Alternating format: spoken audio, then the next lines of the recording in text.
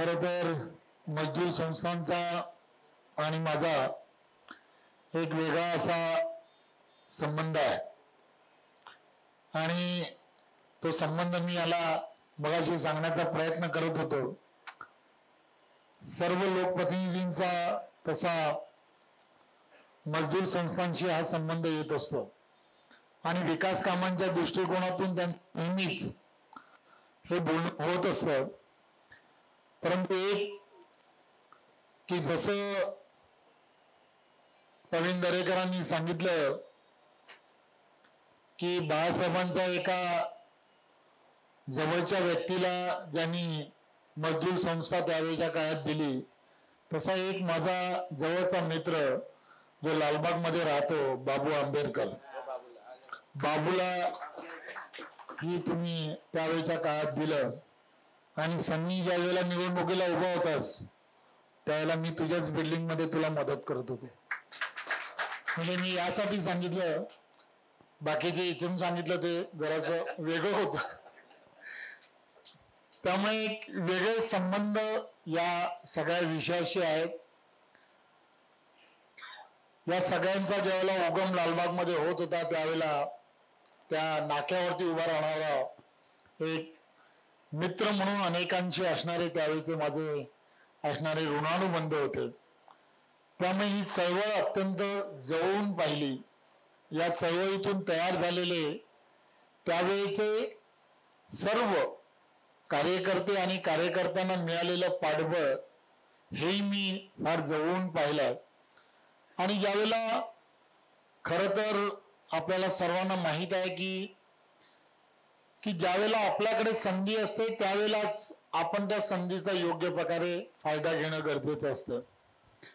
आणि ज्यावेळेला प्रवीणजी असतील किंवा त्यांच्या बरोबरचे असणारे सर्व सहकारी हे ज्यावेळेला माझ्याकडे आले त्यावेळेला त्यांनी मला दोन गोष्टी सांगितल्या की हे आम्हाला करून हवं आहे, परंतु त्यांनी त्याचा उल्लेख केला नाही की हे करायचं असेल तर कोणत्याही परिस्थितीत करा, जे काय असेल ते आम्ही करायला तयार आहोत. बरोबर ना? असंच म्हणत मी असं म्हटलं, करायचं असेल तर बिन पैशाने, हे मी त्यांना सांगितलं. बोल ठरवा 2 दिवसात. त्या दिवशी त्यांना परत पाठवलं. सन्नी, हे तुला सांगितलं नसेल त्यांनी की मी असं सांगितलं की 2 दिवस पुन्हा एकदा जा, ठरवा पहिल्यांदा, बिन पैशानी असेल तर परत या. मग त्यांनी प्रवीणजींना बरोबर घेऊन आले. अरे बाबा, हा मंत्री जरा वेगळा दिसतो, हा असं का म्हणतो हे मला कळत नाही. तेव्हा मी त्यांना सांगितलं की मी ज्या विचाराने काम करतो, देशाचे पंतप्रधान आदरणीय नरेंद्र मोदीजी आणि या भारतीय जनता पार्टीच्या आमचे सर्वांचे नेते आदरणीय देवेंद्रजींनी त्या पदावरती मला यासाठी बसवलं आहे की हे सगळेच्या सगळी कामं जी आहेत की सामान्य माणसांच्या कामाला न्याय द्यावा यासाठी मला बसवलं. त्यामुळे हा प्रश्न जो आहे हा किती वेगळा आहे याची मला कल्पना आहे. आणि म्हणून या सगळ्या प्रश्नांना जर न्याय द्यायचा असेल तर आम्हाला सहजपणे करता येऊ शकतं का. आणि म्हणून ही बैठक जी आहे, मला आठवतं ही बैठक ज्यावेळेला लावली त्यावेळेला सर्व अधिकारी, मला माहीत आहे सरकारी काम आणि बराच वेळ थांब ही प्रक्रिया असू शकते, आणि म्हणून यामध्ये निर्णय करणाऱ्या सर्व अधिकाऱ्यांना, सार्वजनिक बांधकाम विभागाच्या सर्वांना एकाच टेबलवरती बोलवलं आणि त्यांना सांगितलं की हे काम करायचं आहे, कसं करायचं आहे ते 7 दिवसात ठरवा आणि माझ्याकडे पुन्हा या. त्यामुळे त्या दिशेने जात असताना की त्यांना पहिल्यांदा निर्णय सांगितला की तुम्हाला हे करायचं आहे आणि कसं करायचं ते तुम्ही ठरवा. त्यांनी त्यामध्ये पण बऱ्याच वेगवेगळ्या पद्धतीने सांगितलं की आम्हाला हे करावं लागेल, ते करावं लागेल, या डिपार्टमेंट, वेगवेगळ्या डिपार्टमेंटमध्ये कामं असतात, त्यांच्या NOC आणावे लागतील. मी प्रवीणजींना सांगितलं निर्णय झालाय, फक्त NOC आणायची आहे. निर्णय इथे पूर्ण झालाय की आम्हाला हे आम्ही करणार आहोत, फक्त इतर डिपार्टमेंटमध्ये ज्या ज्या ठिकाणी काम होणार आहे किंवा काम त्या सर्व डिपार्टमेंटला जिथे अडेल त्या ठिकाणी सार्वजनिक बांधकाम विभाग तयार आहे आणि त्या सगळ्या डिपार्टमेंटला प्रवीणजी आणि मी आम्ही दोघांनी फोन करून त्यांच्याही NOCs मिळून आपल्याला हा निर्णय करता आला. खरं तर आपल्याला राजकारण म्हणून मला इथे आज प्रवीणजींनी बोलवलंय. बरोबर, प्रवीणजी म्हणाले की मी काही या कृतज्ञता घेण्यासाठी किंवा या सगळ्या गोष्टीचा आभार मानण्यासाठी किंवा यासाठी मी येणार नाही, परंतु चव्हाण साहेब तुम्ही एवढं चांगलं काम केलं, एवढ्या सगळ्या मजूर संस्थांपर्यंत हा विषय गेला पाहिजे म्हणून या कार्यक्रमाला या. मी बोला रे काम झालंय, सगळ्याच्या सगळं झालंय, नाही पण तरी पण या. अरे बोलो काय गरज आहे, मला वाटत नाही यावं. पण त्यांनी म्हटलं नाही आलंच पाहिजे. बोलो का रे बाबा? तर त्यांनी मला सांगितलं, रात्री सांगितलं आणि ते पण त्याने म्हटलं नाही बाबा येण्याचं कारण सांग. आणि त्यांनी मला कारण सांगितल्यानंतर मी पुन्हा माझ्याही डोक्यात प्रकाश पडला की काम केल्यानंतर त्या कामाची प्रसिद्धी करायला हवी, हे पण फार गरजेचं आहे. आणि म्हणून मी आलो. म्हणून यानंतर साहेब तुम्ही बसला होतात बाजूला आणि सिद्धार्थजी तुम्हीही सांगितलं, पण पुन्हा एकदा मनात विचार आला इथे बसल्या बसल्या की बाबा रे आता हे सगळं काम मी आता पाहिलं बऱ्याच वेळेला. काय होतं की मी बरेच वर्ष राजकारणात आहे, मला वाटतं 2005 नंतर आजपर्यंत मी राजकारणात आहे. या 2005 नंतर संधी जी असते, ही लोकशाहीने दिलेली जी संधी असते, ह्या प्रत्येक लोकप्रतिनिधीला 5 वर्षाच्या पेक्षा काही संधी मिळत नाही. 5 वर्षानंतर पुन्हा एकदा त्या परीक्षेला बसावं लागतं आणि पुन्हा एकदा त्या सगळ्या प्रक्रिया कराव्या लागतात. तुमचं तसं नाहीये. मजदूर संस्था आता स्थापन झाली आहे, हिला शेवटपर्यंत तेच काम आहे, तुम्हाला ते करत राहावं लागेल. परंतु आता काय होणार आहे मला माहित नाही. मला आठवतं की 2014 ते 2019चा जो काळ होता, देवेंद्रजी ज्यावेळेला मुख्यमंत्री होते त्यावेळेला एवढे ऐतिहासिक निर्णय घेतले गेले. म्हणजे एक साधं होतं की मला आठवतं की 2014ला देवेंद्रजी ज्यावेळेला मुख्यमंत्री झाले त्यावेळेला देवेंद्रजींनी आम्हाला सगळ्यांना सांगितलं, तेव्हा काही मी मंत्री झालो नव्हतो, मी 2.5 वर्षानंतर मंत्री झालो. पण तेव्हा आम्हाला सांगितलं की तुम्ही त्या पूर्ण दुष्काळ भागात जा. 28,000 गाव आहेत. ही 28,000 गावं जी आहेत ही दुष्काळग्रस्त आहेत.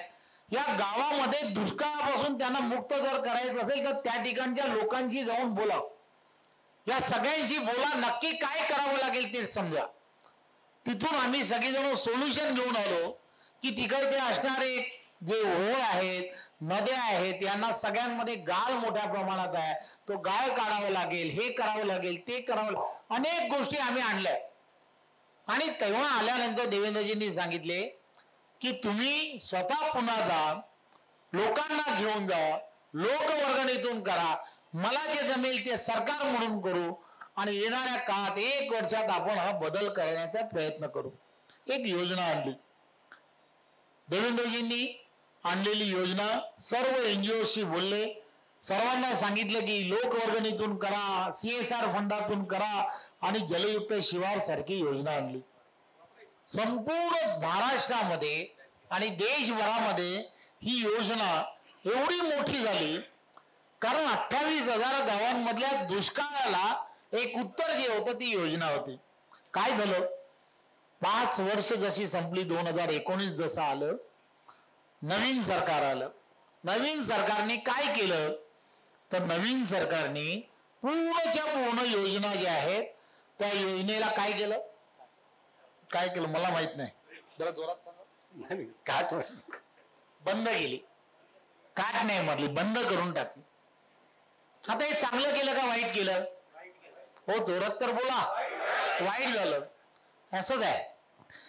मलाही प्रवीण दरेकरांनी काय सांगितलं की हे सगळं माझ्यासाठी कर, मी या सगळ्या योजना, हे सगळं मजदूर संस्था भक्कम होण्यासाठी मी इथून माझा उगम आहे, त्यामुळे माझ्यासाठी कर, जे करावं लागेल ते कर. मी बोलला अरे करणार, 100% करणार.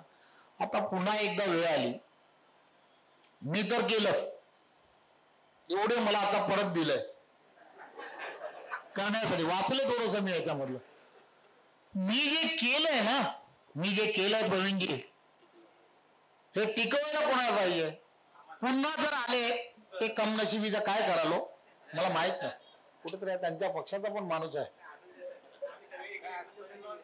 नाही मी का सांगता की जर समजा असं झालं, ते जलयुक्त शिवार सारखं झालं.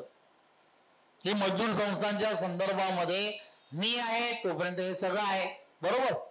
महायुती आहे, बरोबर का नाही, हो का नाही, तोपर्यंत हे आहे समजा. पण महायुती जरा काही असे काही गडबड झाली समजा होणार नाही, पण करायची नाही ना, तर तुमचं सगळ्यांचं काय असलं पाहिजे, महायुती जिंकण्यासाठी, महायुती पुन्हा सत्तेत येण्यासाठी तुमच्या सगळ्यांचे आशीर्वाद हे असणं हे अत्यंत गरजेचं. मी एक उदाहरण म्हणून हे सांगण्याचा का प्रयत्न केलाय की अशी अनेक गोष्टी आहेत की ज्या या सगळ्या सरकारच्या माध्यमातून पॉझिटिव्ह होण्याचा प्रयत्न केला जातोय.